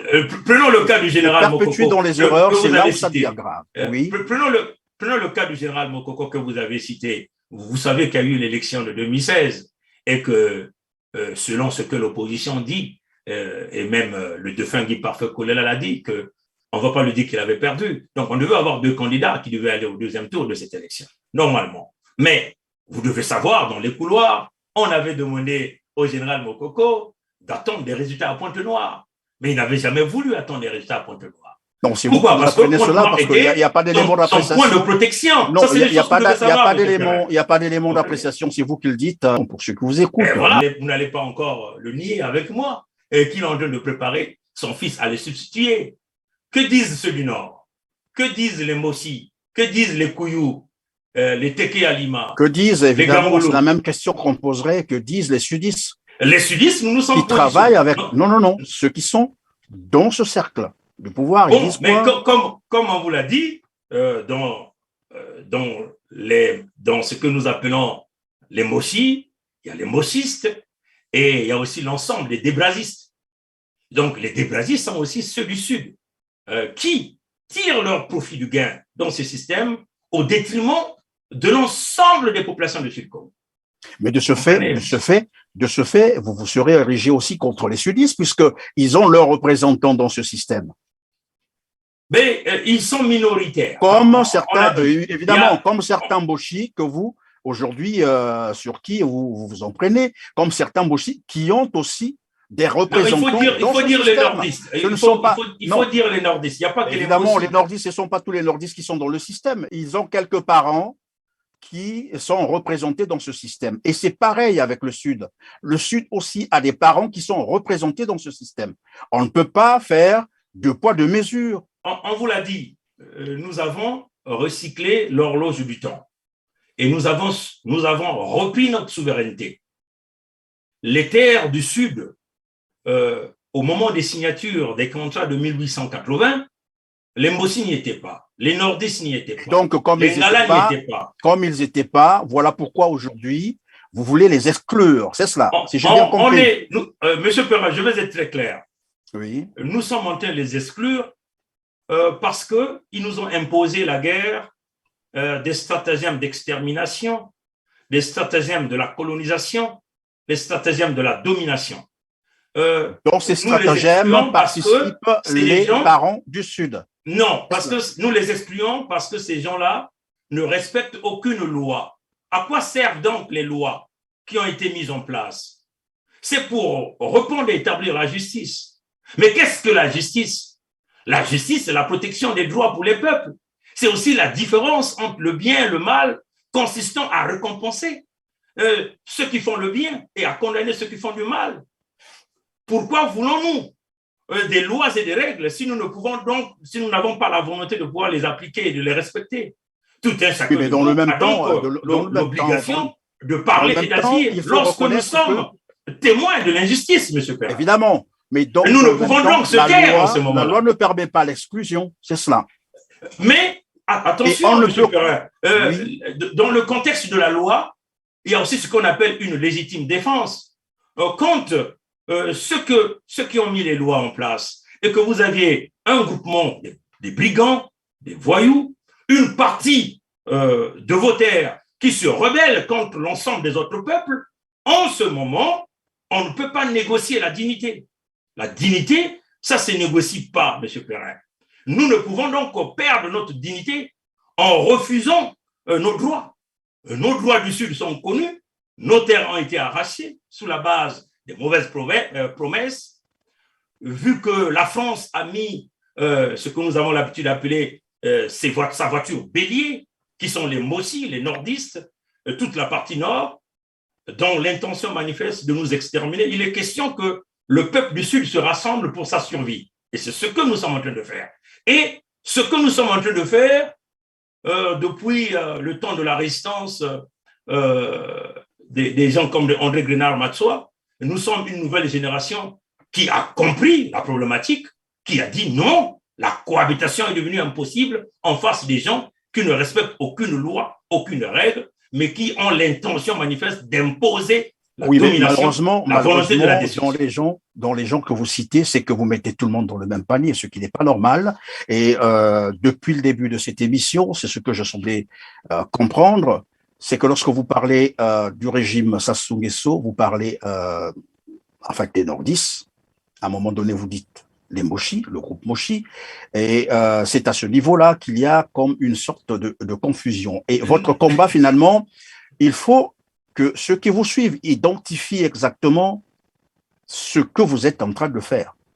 Monsieur c'est quoi votre combat? Parce que là dans ce système où ça fait plus d'une heure que nous sommes en train de parler, on ne parle pas réellement de ce qui est de ce qui sera la fédération. Ça, c'est très important. Évidemment, on revient donc sur ce qui sera la fédération. Et cette fédération, je t'ai posé d'ailleurs la question de savoir en combien de temps, c'est-à-dire quand est-ce que le projet va aboutir. Vous avez dit qu'il est en marche. Bien sûr qu'il est en marche, c'est encore une vision. Pour l'instant, ce n'est pas une effectivité. Quand est-ce que, en combien de temps, 10 ans, 20 ans ou 30 ans, que va aboutir votre projet? Nous ne parlerons pas de l'aspect de temps ici. C'est une machine qui est en marche. Les choses évolue vite. Nous sommes en train de clôturer avec le Mbongi et la pétition le 17 octobre. Et donc, une phase de détermination se fera après octobre 2021. Et dans cette configuration que vous avez définie, en fait, l'Union du Sud Congo, il y a également des royaumes à l'intérieur. C'est ce que j'ai semblé comprendre. Vous m'avez même rappelé le royaume Luango. Je crois que vous-même, vous devez vous appeler aujourd'hui Prince, c'est cela. Et comment vous entendez manager tout cela dans cette fédération où il y a des royaumes, probablement des républiques? Comment ça va se passer? Bon, ici, là, je vais vous donner, déjà, il y a le website qui est en cours, qui sera publié d'ici peu, qui vous donnera la structure générale. On peut simplement dire le squelette du projet, parce que le squelette de la fédération, la façon dont nous avons défini la fédération, il y aura plus de président de la République, même au niveau de la fédération. Cette fonction va être bannie, abolie. Les dépenses inutiles, c'est cette fonction qui apporte la séparation, la division, Donc, nous allons éliminer cette fonction. Il y aura une forme de gouvernement fédéral qui va être certainement gérée, ça c'est les politiciens au niveau de la fédération qui viendront certainement mettre les dernières touches à ces documents, une forme d'un premier ministre qui va gérer, peut-être le pouvoir va se roter tous les 3 ans, je ne sais pas trop, mais c'est dans cette vision que nous nous dirigeons. Le rôle du gouvernement fédéral, c'est la sécurité de la fédération. Donc, les forces armées, les passeports, c'est la diplomatie. Le rôle de la fédération, c'est le commerce, hein, bien sûr, avec l'extérieur. Mais le pouvoir économique va être centralisé au niveau des régions. Hein, donc, il y aura une forme de gouvernement régional qui aura la responsabilité de gérer tout ce qui sont les systèmes de santé, le système éducatif. Dans les régions, il y aura aussi les mairies. Les mairies auront donc un pouvoir de gérer la responsabilité de la distribution d'eau va être sous la responsabilité de mairie. Les écoles seront sous la responsabilité des mairies. Pourquoi nous voulons le faire? Tout simplement parce que nous ne voulons pas qu'une région puisse pointer le doigt à l'autre pour dire tel individu n'a pas voulu construire les universités chez nous, les hôpitaux chez nous, les écoles chez nous. Il y aura des routes éventuellement inter-régions. Ça sera sous la juridiction des régions et de la fédération. Et il y a bien sûr les chefferies, hein, les chefs de canton, donc éventuellement les royaumes. Ok, bon, je reprends tout ça. Merci pour cette présentation, mais ça demeure encore un rêve parce que c'est pas encore la réalité. Le problème, c'est de savoir, puisque jusque-là, vous dites d'ailleurs que vous ne pouvez pas dire quand est-ce que cela peut aboutir. Les délais, vous n'en savez encore rien, mais vous espérez et vous pensez que cela doit se réaliser, puisque vous vous projetez même déjà dans l'administration que vous êtes en train de présenter ici. Que vous inspire, par exemple, les premières tentatives qu'il y a eu en Afrique de séparatisme, par exemple, je parle de Casamance, je parle de Soudan occidental, Érythrée, mais à côté du Congo-Brazzaville, il y a aussi le Katanga avec Tchombe. Est-ce que vous êtes inspiré de ces mouvements qui finalement ont fait échec et ce que cela a coûté aux populations, c'est-à-dire les conséquences? Mais vous voyez, M. Perrin, en étudiant tous les concepts et tous les modèles qui ont déjà existé, nous avons aussi tiré des conséquences, nous avons aussi tiré des leçons. Et nous nous sommes basés sur des modèles qui fonctionnent. Hein. Le cas aujourd'hui du Soudan, quand même qu'au départ, il y a eu quelques difficultés, mais cette division, on peut le dire comme ça, parce que dans notre contexte, ce n'est pas la division, c'est la reprise de notre souveraineté, fonctionne. Mais ça reste la scission, c'est une division dans tous les cas. Peu importe de la façon que vous voulez la prendre, parce que dans le contexte de la scission, il faut passer par un référendum sous un régime qui va certainement biaiser les résultats. Mais dans notre contexte, nous n'avons pas procédé par ce piège, d'ailleurs, que vous le savez avec nous, que les gens comme les Modestes Boukadia ont échoué parce qu'ils savaient qu'ils devaient rencontrer ce mur de ce référendum, parce que ce référendum devait être réalisé par le système Sassou. Donc forcément, connaissant les manigances dans les fraudes électorales, ce système, le référendum n'allait pas aboutir. Nous sommes allés, donc nous avons donc repris la souveraineté de nos terres. Donc ça, c'est une autre démarche, vous comprenez? Comme d'ailleurs, Bernard, si par exemple la scission du Katanga, les gens ont échoué, c'est vrai qu'on va passer, dans d'autres parties, les gens ont échoué, nous avons donc abordé sur le modèle qui fonctionne. Vous parlez de la souveraineté de vos terres. Comment allez-vous arracher ces terres de la République du Congo pour en faire une unité du Sud? Ça, en fait, je veux comprendre cela. Vous avez dit que Modeste Boukadia a échoué. Vous, comment allez-vous procéder? Oui, bon, mais c'est déjà réalisé, hein, parce que les terres du Sud Congo ont été colmatées. Il faut le savoir que les entités du Sud, vous avez dit les ça populations, c'est-à-dire quand? Je vais vous le dire. Je vais vous le dire. Donc, laissez-moi juste le temps de terminer. Les populations au sud vivaient en toute liberté, dans la souveraineté. Donc, lors de la création de l'entité Congo, de la déclaration de la création de l'entité Congo le 28 novembre 1958, on a pris des entités qui étaient totalement souveraines au sud Congo, on a regroupé ces entités pour aller donc déclarer l'entité Congo avec C. Que vous savez que quelques temps après, c'est revenu dans la communauté. Donc, l'entité Congo avec ce n'est pas une république. Hein, ça, vous devez le savoir. En tant que journaliste d'investigation, les documents de la déclaration de l'entité Congo avec C, le ramenant à la communauté, ont été publiés dans le journal de la République de l'entité Congo avec C. Donc, en tant que journaliste d'investigation, vous devez aller donc chercher ce document et le mettre en public. Vous faites partie d'une communauté, donc un département de la France. Et votre numéro du département de la France, c'est 99. Nous, ce que nous avons fait, nous avons rédigé au président de la communauté, nous lui avons présenté les accords signés par nos ancêtres, et nous l'avons, en tant que descendants légitimes de nos ancêtres, ayant droit de nos ancêtres, nous avons donc le droit de nous retirer de ce contrat, vu que les promesses qui ont été réalisées n'ont pas été respectées. Et c'est ce que nous avons fait. Oui, mais c'est là que vous avez dit, vous l'avez déjà fait. C'est ce que je veux comprendre, ça a été fait quand exactement? Alors que maintenant nous parlons, à l'heure où nous parlons, le Congo est une république du Congo. Non, mais c'est ce que je suis en train de vous expliquer. Même au niveau international, il est reconnu comme ça, République du Congo. Monsieur Perrin, vous devez comprendre une chose. La République, elle est dans les contextes de l'Ouest franc-maçonnique. Mais du point de vue de droit, c'est un autre concept, Bernard. Ça, c'est un autre concept, Bernard. Tu as dit que la scission avait été déjà faite, donc actée. Exact. Que là, vous êtes en train de récupérer, vous avez dit, votre souveraineté. Voilà pourquoi je veux savoir quand est-ce que vous l'avez fait, quand est-ce que la scission a eu lieu. Le 7 juin 2020, Luango a été déclaré territoire totalement souverain. La documentation a été envoyée à Emmanuel Macron, président de la communauté. Nous l'avons demandé de retirer la présence des mercenaires nordistes au Sud Congo, puisque ces terres-là ne font plus partie de la communauté. La réponse le 21 mars 2021, les terres de Mpangala, donc le Poul, Nyadi, Bwenza, Lekumu, toutes ces terres ont aussi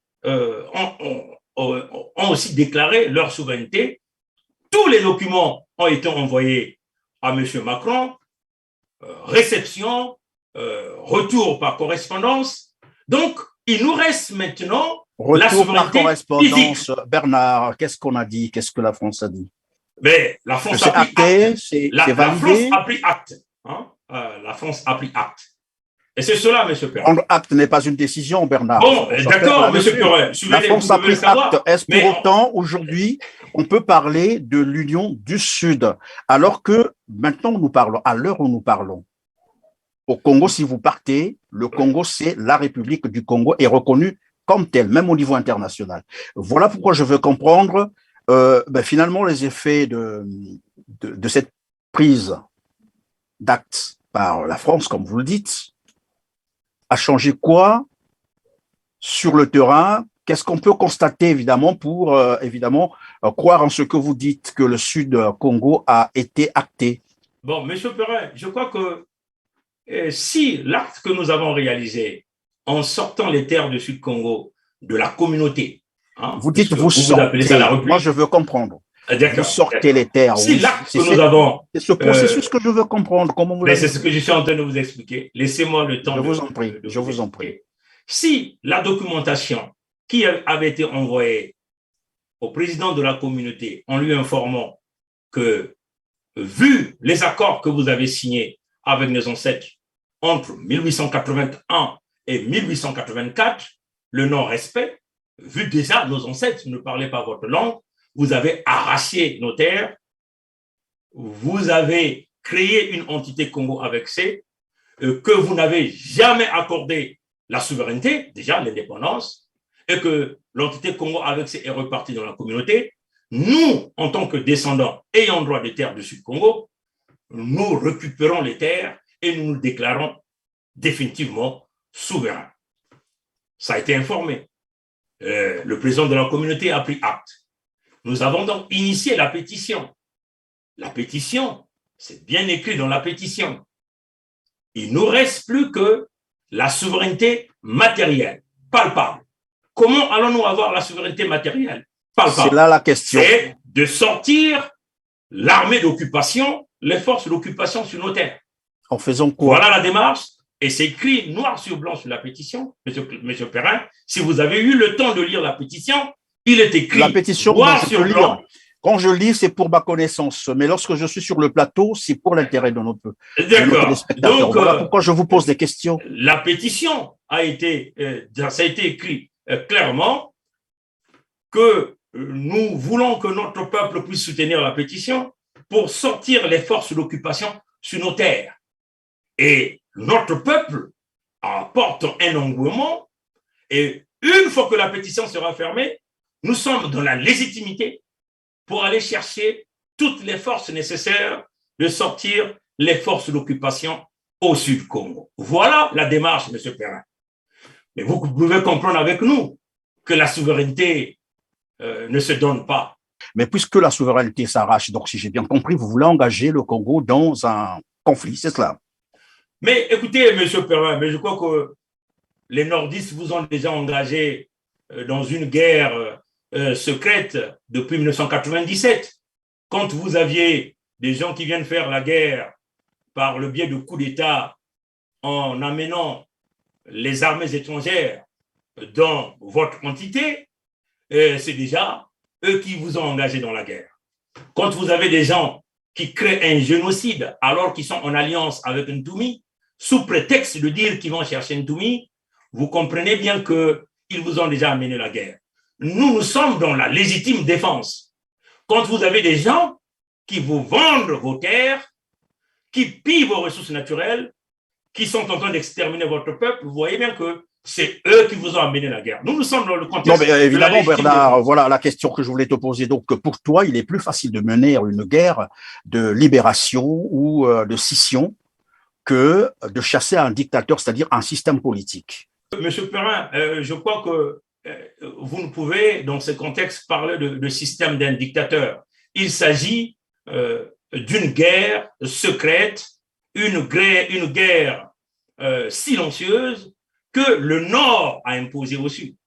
Et ça, non, ma question million de fois. Est claire. Bernard, et donc, ma question est très claire. Pour nous, on le dit. On le dit. Il est plus facile pour vous. Il est plus facile pour vous de mener une guerre de scission, c'est-à-dire de libération, comme vous le dites, que de chasser un système politique, c'est-à-dire la dictature de Brazzaville. C'est ce que vous voulez me faire comprendre. Et est-ce que vous avez évalué le temps que cela prend, le coût matériel, mais aussi les victimes que cela peut faire? Monsieur Perrin. Le Cabinda est là depuis les années 60. En termes de droit, oui. En termes de légitimité, oui. Nous sommes acculés chez nous, nous sommes sur nos terres. Ça, vous me l'avez expliqué, Voilà pourquoi je vous pose la question. Parce que certains pensent, et un bon nombre des Congolais pensent que le problème, c'est le régime Sassou Nguesso qu'il faut mettre dehors. Et vous pensez que ce n'est pas cela, il faut procéder par la scission. Voilà pourquoi je vous ai posé cette question. Monsieur Perrin, est-il plus facile de faire une guerre que de trouver des méthodes ensemble avec les Congolais de tous les 12 départements pour mettre ce régime dehors? Monsieur Perrin, nous avons proposé une solution avec les Congolais de 12 départements. Ça avait été rejeté. Il n'y a pas eu une volonté, même des groupes aujourd'hui qui sortent, qui veulent sauvegarder, ceux qui nous parlent de l'unité nationale, ont vu cette proposition que nous avons eu à faire avec les 12 départements. Donc, il est question mais vous vous targuez de dire que finalement, au Sud, on a accepté.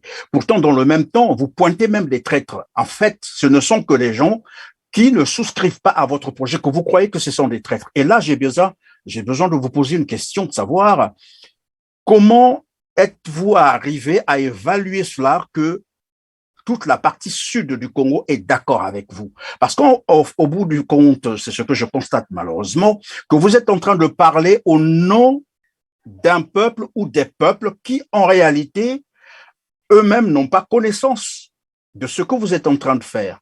Bernard, est-ce qu'il y a eu légitimité en cela? Y a-t-il eu des référendums? Vous m'avez dit qu'il y a eu des consultations. Perrin, oui, les consultations, c'est bien. Mais Monsieur Perrin, dans le contexte de la reprise de la souveraineté, nous n'avons pas envie de passer par un référendum. Voilà pourquoi nous avons dit il y a deux concepts. la scission. D'où tirez-vous votre légitimité? En fait, c'est ça le problème, la question que j'ai posée. Monsieur Perrin, d'où tirez-vous votre légitimité? vous n'allez pas, vous comprenez que c'était même ça l'objectif même de la pétition, aller voir l'ensemble de notre peuple pour voir si ce peuple-là supportait le projet. Vous allez certainement le constater avec nous qu'au sein même de cette diaspora, il y a des groupes qui existent, mais jamais un groupe n'a pu mobiliser autant de gens, autant des peuples. Peut-être parce qu'ils n'ont pas osé, ils n'ont pas essayé, bien sûr. Laissez-moi finir, parce que vous posez des questions, laissez-moi le temps de terminer. Je vous en prie. Au Congo, vous allez voir les partis politiques, vous allez me dire quel est le parti politique qui a déjà plus de même 7000 adhérents. Non, pas du tout, M. Perrin. Donc, nous pensons que nous sommes légitimes, nous sommes légaux, vu que la pétition est soutenue par l'ensemble de notre peuple. Nous avons largement dépassé les 10 000 quand vous prenez un échantillon de 2 500 000 que nous pouvons nous considérer au Sud-Congo. Oui, nous avons pleinement la légitimité d'aller chercher, de sortir les mercenaires, les forces d'occupation au Sud-Congo. En termes de statistiques et de probabilités, on calibre l'échantillon de la population sur une petite échelle. Dans le contexte de la pétition, pour une population de 2 500 000, avec déjà 2000 signataires, nous avons largement dépassé le quota. Et nous avons 5 fois dépassé ce quota. C'est ce que je suis en train de dire. Si vous avez dépassé le quota, c'est une bonne chose. Mais est-ce que vous avez évalué ces Congolais du Sud Congo que vous désignez, Sud-Congo, qui ne sont pas d'accord avec votre projet ou votre vision? C'est ceux-là que vous appelez par les traîtres. Est-ce qu'ils ne sont pas plus de 10 000? Non, Monsieur Perrin, il y a une chose. Quelques individus au sein des groupes qui veulent parler aux alliances. Non, c'est vous qui le dites. Il faut le savoir une chose. Il y a de ceux qui sont associés au Mossi, aux nordistes, pour maintenir la colonisation intérieure au Sud. Parce que ces gens-là, ce sont comme les nègres des maisons. Qui sont payés. Ce sont des a priori que les gens utilisent, hein, M. Perrin. Non, donc, oui, Bernard, apparemment, ce sont des a priori, mais parce qu'on a aussi constaté que pour vous, tous ceux qui parlent un langage différent du vôtre sont des traîtres. La preuve, c'est que dernièrement, je suivais votre Mbondi. Il y a un jeune de 20 ans, je crois, qui a dû vous appeler pour vous dire, évidemment, mais moi, je comprends pas ce qui se passe. Et il a même dit qu'au Congo, vous n'étiez pas connu. Alors, la réaction sur le plateau a été telle que vous l'avez fait taire, vous l'avez carrément chassé, alors que vous parlez… Non, mais M. Perrin, je crois que… Non, j'en arrive, je n'ai pas terminé. Okay. C'est aussi la preuve, parce que lui, quand il parle, il dit qu'il vient d'arriver en France, donc il était au Congo. C'est un témoignage, non, patent. Lui, il a dit que vous n'êtes pas connu au Congo, qu'il ne vous connaissait même pas, et qu'il voulait comprendre ce que vous étiez en train, évidemment, d'organiser. Au lieu de répondre à ce jeune, vous l'avez carrément chassé. Alors, vous lui avez raconté des choses qui, à mon avis, bon, je ne peux pas traduire ça ici, et le jeune était obligé de partir. Et là, vous vous vantez d'avoir 10 000 signatures qui vous donnent la légitimité. Bon, Monsieur Perrin, je crois que cette section est là. Ce que je ferai, je couperai cette section, je mettrai en public, et donc vos auditeurs auront donc le droit d'aller regarder les réponses qui ont été données à ce jeune homme de 20 ans qui avait appelé. Je crois que nous allons un CRS là. Laissez-moi terminer, M. Perrin. Je crois que ce jeune homme avait appelé, on lui a dit, vous avez déjà lu le manifeste, on lui a référé au manifeste, et M. Kayi lui a dit, allez-y lire le manifeste, et une fois que vous avez lu le manifeste, vous allez comprendre la vision, et après, recontactez-nous, nous allons donc vous expliquer. Je crois que après, vous avez… Non, plutôt, vous l'avez dit, vous lui avez dit que vous n'avez rien compris, vous êtes encore jeune. Ne jouez pas à ce petit jeu parce que ce jeu-là ne nous arrange pas. Hein? Je vous en prie. Ne cherchez pas à vouloir non, calmez-vous, chercher à noyer on a le temps. Le Mbongi. Mais vous avez eu d'autres auditeurs qui ont appelé après. Vous avez eu d'autres témoignages qui ont appelé, qui vous disent qu'il y a du monde au Congo qui signe la pétition. Comprenez? Personnellement, je reçois des emails quasiment tous les jours avec les fiches de pétition. Comprenez, M. Perrin? Donc, c'est déjà… N'a qu'à regarder ma chaîne à moi, personnellement. J'ai plus de 13 000 abonnés, M. Perrin. Quand vous voyez les statistiques de YouTube, il y a plus de 6 000 qui sont du Congo-Brazzaville, M. Perrin. Donc, quand vous dites que vous n'êtes pas connu, c'est une mauvaise foi de votre part. Comprenez, M. Ce n'est pas moi Et donc, il y a un puisque le témoin. message Non, Bernard, il faut qu'on véhiculons, soit quand même, il faut qu'on soit clair et puis honnête. Ce voilà. n'est pas Et moi donc, qui le dis. on La est preuve, très vous nous avez clair. promis, Vous nous avez aviez... promis, permettez, Bernard, vous nous avez promis l'extrait. Évidemment, on va l'insérer et les téléspectateurs auront le temps d'apprécier cela. Ce n'est pas moi Bon, mais ça sera aussi quelqu'un bien qui vient de que, Brazzaville, ça sera du aussi Congo. bien Bonjour. que vous ajoutez. Depuis pas très longtemps, je suis votre émission là. Oui. Oui, donc j'ai commencé à vous suivre par l'intermédiaire de ma tante. Mhm. Non, moi je reviens du pays, hein, je suis un jeune étudiant. Oui. Je suis un jeune étudiant, donc je reviens de Brazzaville. En ce moment, je suis en France. Oui, on vous écoute. Ouais, je suis en France. Mais donc, je suis votre émission, mais moi, je comprends pas trop. C'est quoi le but, en fait? Bon, Qu'est-ce que c'est vous pas le voulez moment, faire? c'est pas le moment de poser des questions par rapport au, le but par rapport à quoi? À l'émission Non. ou par rapport au Mbongi? Non, par rapport à votre émission, bon, j'ai essayé de suivre, de voir le concept, mais je comprends Bon, pas, en fait. c'est pas le Parlez- moment, c'est pas le moment de. Attendez, non, écoutez, genre, moi, en fait, moi, je comprends pas votre point de vue. Vous Donc, voyez? à ce moment-là, si ça, parce que vous êtes arrivé au milieu du Mbongi, vous allez me rappeler en privé. Je vous expliquerai c'est quoi le concept. Là, je peux pas me permettre de vous expliquer le concept. Non, non, vous comprenez pas ce que je veux dire. Vous voyez, je sais le concept. Je sais le concept, mais moi, par rapport à votre point de vue, je ne suis pas d'accord. Vous voyez? Moi, déjà, moi, je reviens du pays, je sais comment ça se passe. Déjà, pour votre émission, vous parlez de faire signer des pétitions, mais là-bas, les gens ne connaissent pas votre émission. Donc, ils vont signer vos pétitions comment? Ça, c'est déjà le premier point. Et moi, maintenant, je vous dis, pour la division genre du pays, je pense pas que c'est la meilleure solution, vous voyez. Parce que ça entraîne beaucoup de choses. Il n'y a aucun pays que je connaisse qui a été divisé pacifiquement. Ok. Ça entraîne des guerres et beaucoup Ok. de choses. Vous avez quel âge? Vous avez quel âge? J'ai 20 ans. Vous avez 20 ans? Oui. Vous êtes à l'université? Oui. Ok. Est-ce que vous avez pris connaissance du manifeste que nous avons mis en circulation? Vous avez mis ça où? Mais c'est ce que je vous fais comprendre. Tout le monde n'a pas accès à Internet. Laissez-moi finir, vous avez parlé, je vous réponds maintenant. D'accord, je vous écoute. Voilà. Avant, vous avez 20 ans, hein? Donc avant de commencer à dire le pays ne sait jamais, parce que là vous parlez avec des sentiments. Donc je vous conseillerais d'aller lire le manifeste. Donc vous avez Facebook? Oui, j'ai Facebook. Donc vous allez sur la page Manifeste pour la libération du Congo sur Oui. Facebook. Je vous montre tout de suite. Si vous avez, est-ce que vous me regardez en ce moment? Oui, je regarde. Ok. Non, mais là où vous comprenez pas, c'est ce que je vous dis. Non, c'est Les vous qui gens ne... n'ont pas Écoutez, accès à votre c'est émission. ce que je vous dis. C'est ce que je vous dis. Avant que puisse aller, les gens n'ont pas accès. Je veux que vous, d'abord, vous puissiez comprendre. Ne me parlez pas des gens. Je veux que vous puissiez comprendre d'abord la situation. Vous n'avez connu que Sassou Nguesso. Vous n'avez que connu que Sassou Nguesso. Vous avez 20 ans aujourd'hui. OK? Ça ne veut rien dire. Non, Mais vous on comptez- n'est pas... vous comptez Jeune homme, écoutez. Je veux que vous puissiez lire le manifeste. À ce moment-là, vous venez parler avec nous. Vous venez parler avec nous. On n'a pas lu le manifeste. OK? Ça serait mieux comme ça. Moi, j'apporte juste ce que je vous dis. J'ai compris, Moi, je vous dis que j'ai compris, je pense j'ai que ça compris. ne peut pas aboutir. J'ai Les compris. gens ne Écoutez, regardent pas l'émission. écoutez. Qui va signer cette Jeune pétition homme. si vous n'êtes pas connu? Il faut apprendre. Jeune homme. Allez, Faut apprendre à écouter les grandes personnes. Je suis en train de vous dire, j'ai compris ce que vous avez dit. Et moi, je vous réponds ceci. Allez-y lire le manifeste. Ensuite, nous parlerons. D'accord. On m'a Mais moi, je dit. sais ce que je sais. J'ai D'accord. compris, j'ai compris. Ok, merci. C'est moi. vous n'avez connu que Sassou Nguesso. C'est tout ce que vous connaissez. Faut comprendre, il va me rappeler sûrement. On va les Non, mais vous voyez, c'est cette génération dont je parle, J'ai, cette génération de 1997. on a quelqu'un en ligne là. Il faut bien que vous ajoutez aussi les extraits des autres auditeurs qui ont appelé pour apporter la contre-information de ce que le jeune homme de 20 ans est venu dire. Moi, je veux parler en Larry Mhm.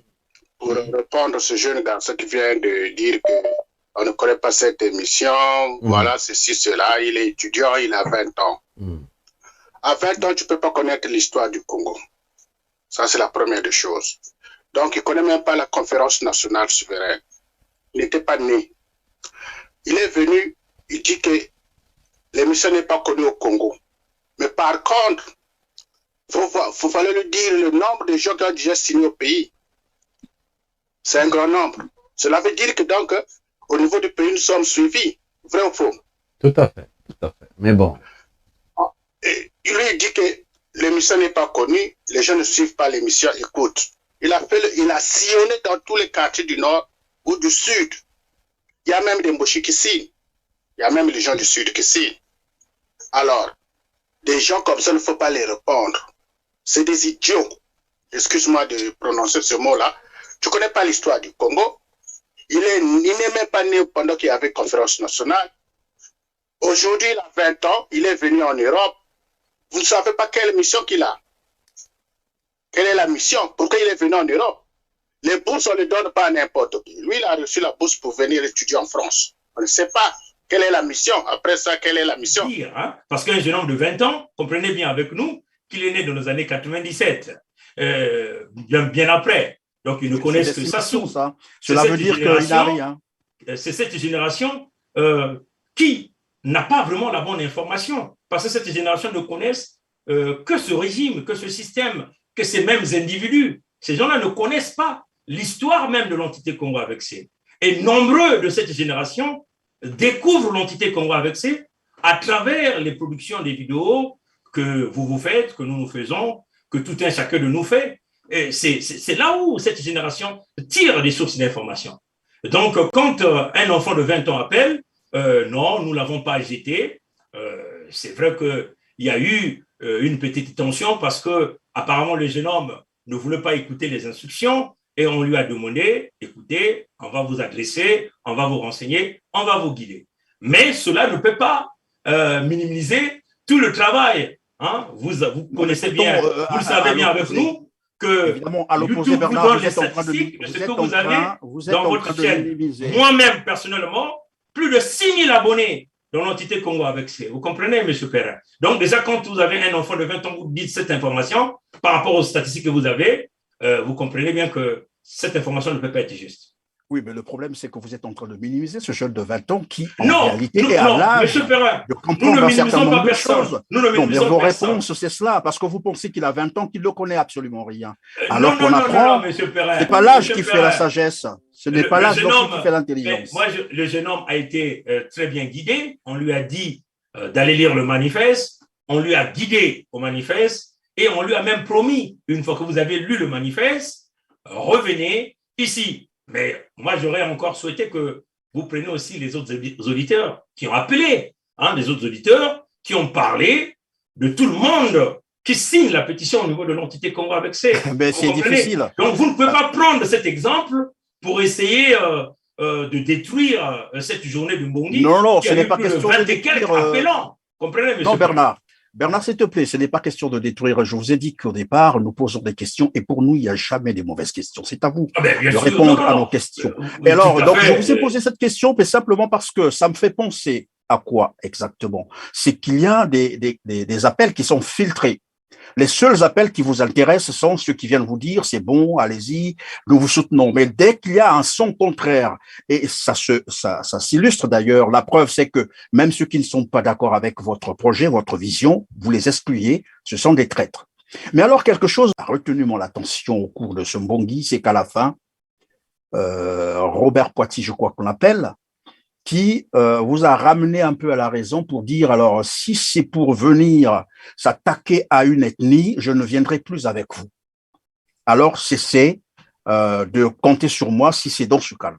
Est-ce que vous n'avez pas, probablement, il faut qu'on insère aussi cet élément-là, est-ce que vous n'avez pas eu l'impression que vous êtes en train de surfer sur une vague très dangereuse, le fait de s'ériger contre une ethnie?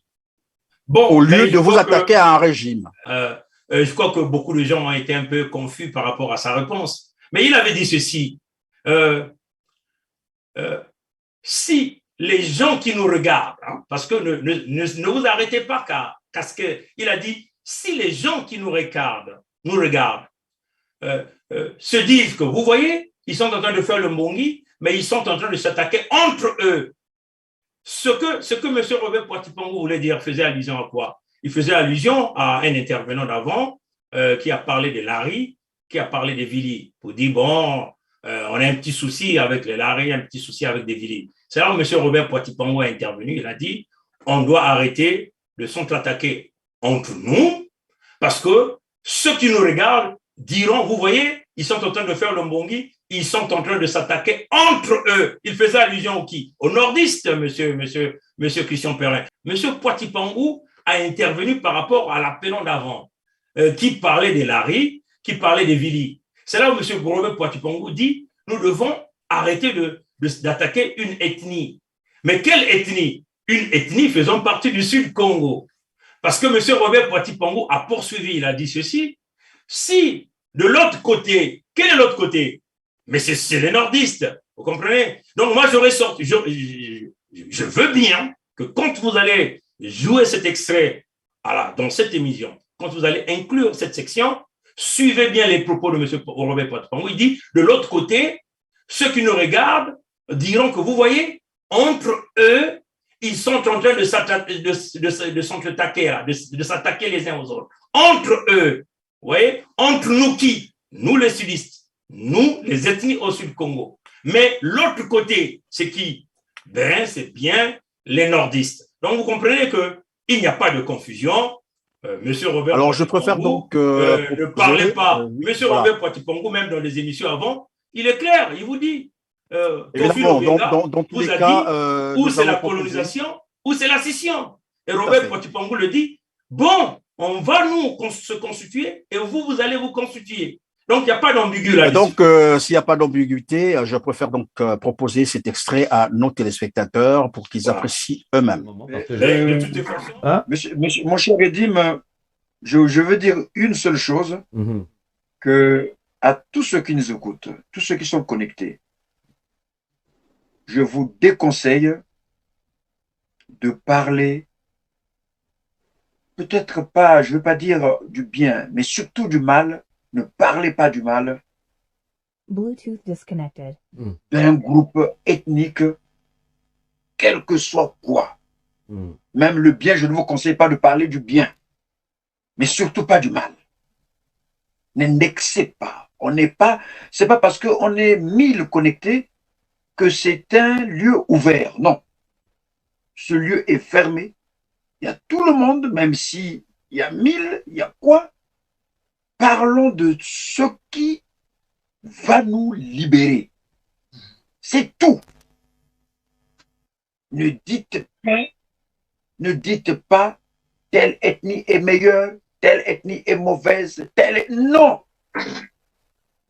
Je vous invite à ne plus jamais le dire, mais dites tout simplement comment nous allons nous mobiliser de telle sorte que demain, quand nous allons nous lever, que nous nous levons pour enfin notre liberté totale. Mais de toutes les façons, nous-mêmes, on va encore ressortir cet extrait. On va amplifier les réponses de M. Robert Poitipango pour éclairer la lanterne.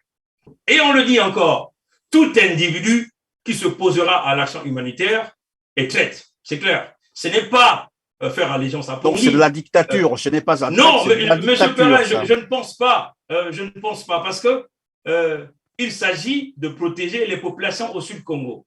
Et que si vous êtes du Sud, c'est vous qui le dites, mais la méthode, populations. bien entendu, les gens peuvent vous comprendre, c'est bien cela, mais la méthode utilisée n'est pas partagée par tout le monde. Et ils ont le droit, chacun est libre de accepter ou non. Non, mais pour nous, on le dit, il n'y a pas de confusion.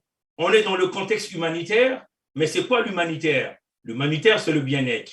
C'est la protection. Vous avez parlé de l'humanitaire, vous avez parlé de l'urgence. Il se trouve que votre projet est encore en cours et on ne sait pas quand est-ce qu'il va aboutir. Et je vous ai dit que ce sont là des luttes qui mènent jusqu'à 10, 15, voire 20 ans, 30 ans. Et vous parlez de l'urgence. Je ne sais pas ce que vous appelez. Je ne sais pas ce que vous appelez par urgence. Vous n'allez pas nier qu'il y a une urgence au Sud Congo, que les terres sont vendues. Vous n'allez pas nier. C'est pas une urgence pour vous, hein. Ça sera la dernière question, c'est de savoir. La vente des terres, c'est pas en attendant, c'est la dernière question, évidemment. Vous parlez d'urgence. Non, tout ça, vous m'avez déjà dit cela. Alors, vous parlez de l'urgence. Voici ma dernière question qui va clôturer donc l'émission. Puisque vous parlez de l'humanitaire, vous parlez de l'urgence. À côté, vous avez un projet que vous êtes en train de mener vous avez dit, vous avez écrit à l'Élysée, vous avez écrit un peu partout, à l'ONU, mais je sais que tout ce qui est séparatiste, ça met beaucoup de temps et on ne sait même pas l'issue, comment ça va se terminer. En attendant, que proposez-vous à ces Congolais, les 12 départements du Congo qui croupissent actuellement dans la misère, dans la souffrance, et tous ceux, bien sûr, des diasporas? Que leur proposez-vous à l'immédiat, sinon maintenant, avant et en attendant que votre projet n'aboutisse? Monsieur Perrin, nous sommes pour l'intérêt des sudistes. Et l'intérêt des sudistes, c'est d'abord éviter que nos terres soient vendues. Et donc, nous appelons les populations du Sud à la mobilisation, à s'opposer à toute forme d'expropriation par tous les moyens de bord. Notre projet, c'est de protéger les ressources naturelles du Sud-Congo. Nous appelons l'ensemble du Sud-Congo à refuser toutes les entreprises qui viennent dans le contexte de la destruction de notre environnement.